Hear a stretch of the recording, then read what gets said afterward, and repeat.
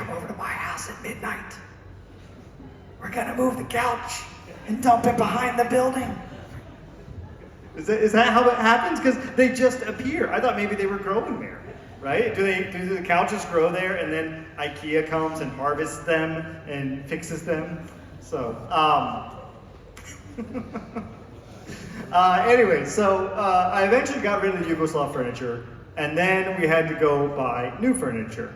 And so we went to all the furniture stores in Croatia. You know, there's Jisk, right? But that sounds like, Jisk sounds like the sound you make when you hit your toe, right? Or like when you step on a Lego, you're like, Jisk, right? And then there's Emiceta, which to me sounds like some type of cheese, right? Like, I'd like, what cheese do you want on your pizza? Oh, Emiceta, right? And then there's Harvey Norman's. That sounds like a serial killer's house, right? You don't want to go to Harvey Norman's. You're not going to come back, right? He'll make the furniture out of you.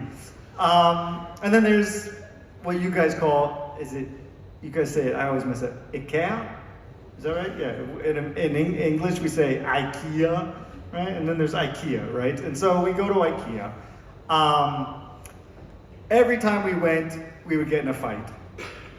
And so I thought, like, IKEA specializes in Swedish design and divorce.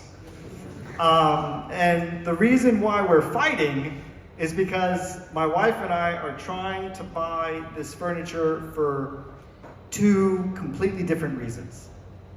Americans, we buy furniture for aesthetics and or comfort. Okay, so how it looks, how it feels. Sometimes it's best if they overlap a little bit. Looks good, feels good.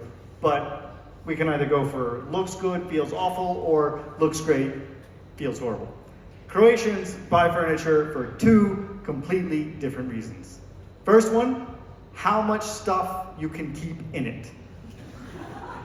Which I didn't even know was a thing until I moved here. My wife's like, open the couch. It's like, open the couch? You're using that word incorrectly. You know, she sometimes says turn off the light or close the light, open the couch. I was like, no, that's not how it works. And then yeah, she said, no, open the couch. Open the couch. Oh my God, there's all this stuff here. So that's the first reason, how much stuff you can keep in it. And second, how many family members can potentially sleep on it at one time.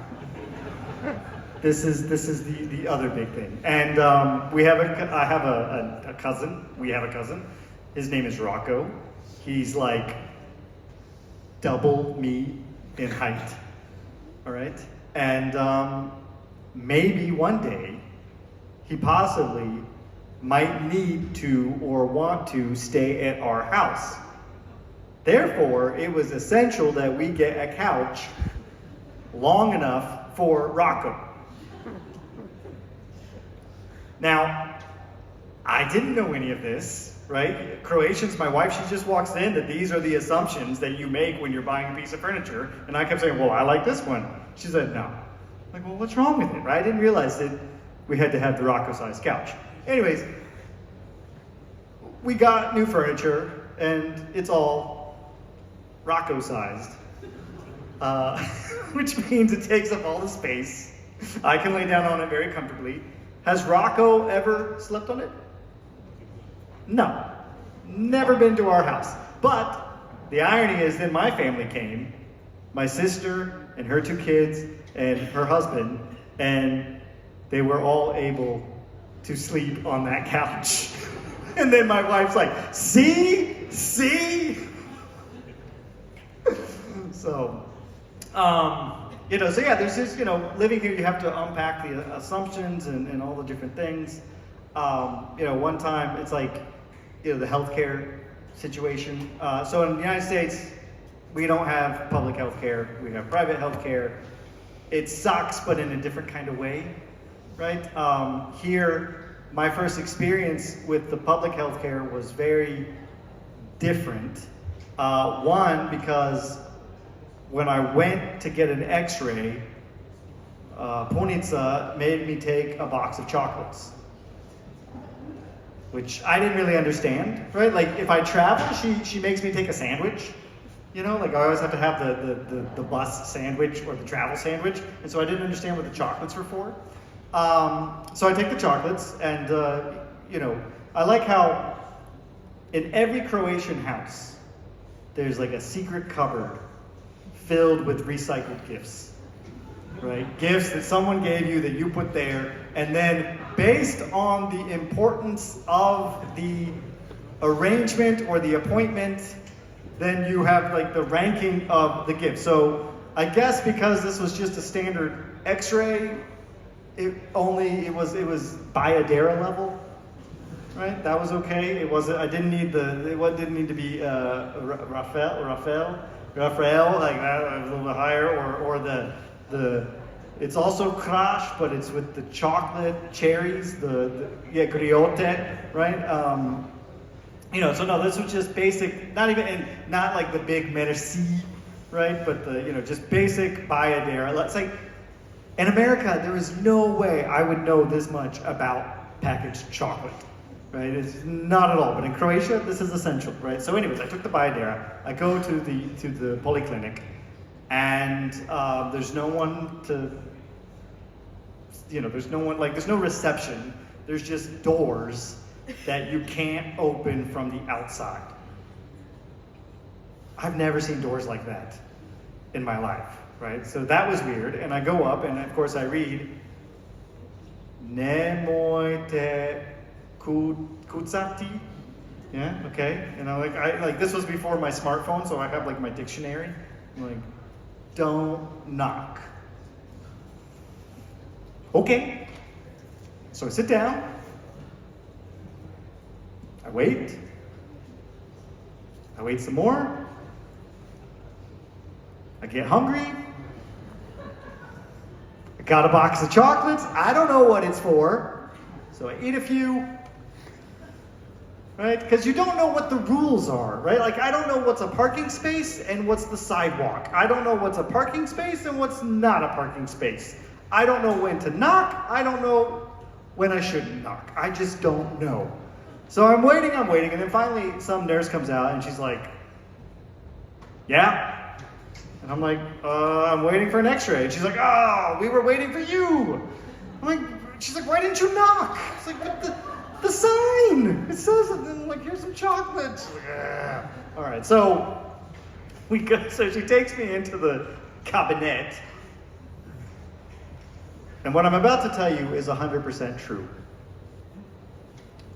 She says, skinite. But I heard skinite sve.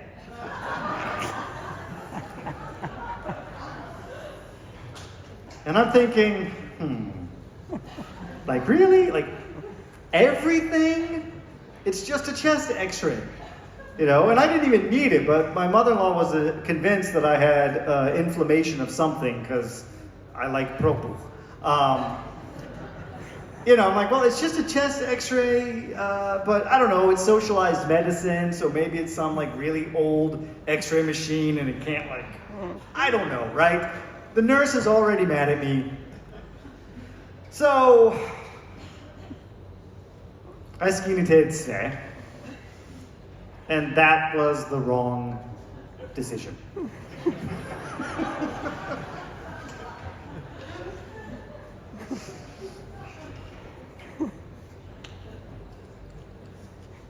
Sorry, I'm not.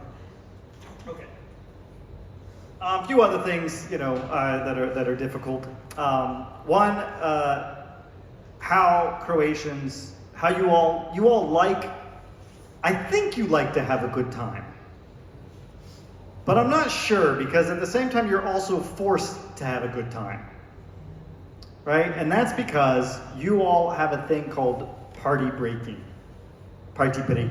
right? Ne može biti party breaker, neću biti party breaker. Okay? You have this thing, party breaker. You say it in English. Let me tell you, this phrase does not exist in the English language. The first time I heard it, I was like, party breaker?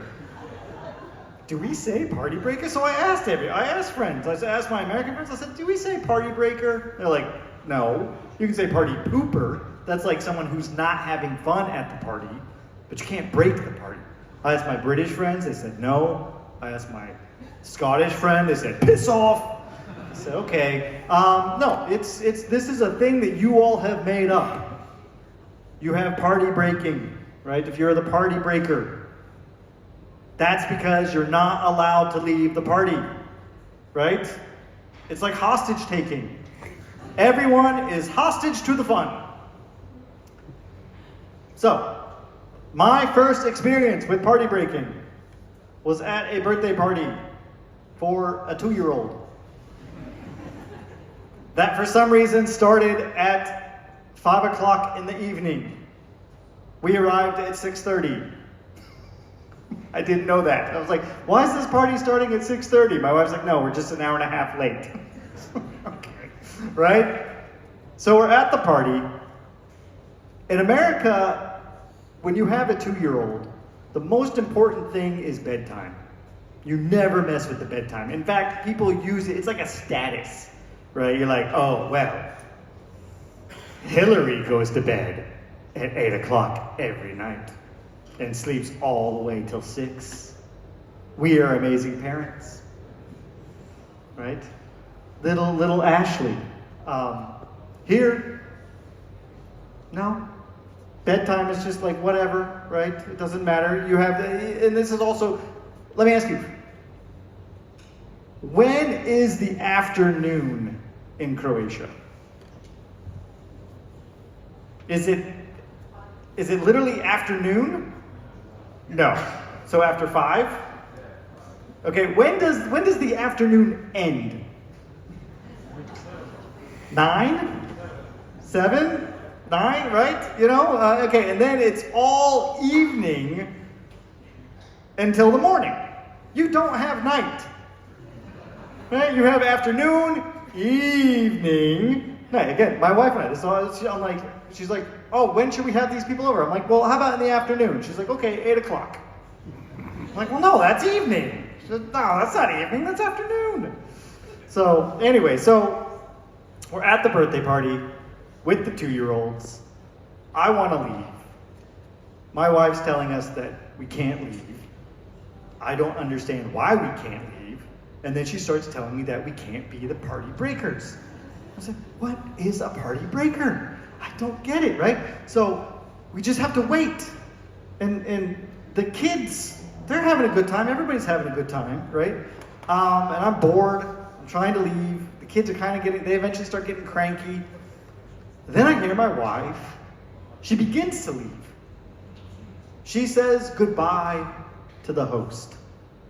And I'm like a dog. Like when I tell my dog, you want to go out? I'm like, huh? It's like, goodbye? Like, all right, this means no. Because in Croatia, you have the long goodbye. Now what the long goodbye is when you're saying goodbye, and then you have to talk about how sad you are that you didn't get to see each other and talk more at this event. And because of that, you have to then try to catch each other up on everything that has happened since the last time you saw each other. And then promise that you will see each other more in the future. So if you are at an event with someone whom you haven't seen in a couple years, well, the long goodbye can take you might as well drink coffee. It's like 2 hours, right? Like it takes a long time. So we're amidst the long goodbye of party breaking, and I'm trying to get out of here, and my wife's like, no, we can't go. And so we start doing this thing that you do when you've been married for a while, where you can like kind of telepathically tell the person what you're going to do, right? So I take our daughter, and I pick her up, and I move to the door, right? And I'm looking at my wife, and I'm like, I'm gonna do it. She's like, don't do it. And I'm like, I'm gonna do it. She's like, don't do it. I said, well, then speed up the goodbye, right? She's like, no, I'm not gonna do that either. So I look at the door, I look at all the people still partying, refusing to break the party. And I grab my kid and I go, 3, 4, sad! And I run out. So, all right.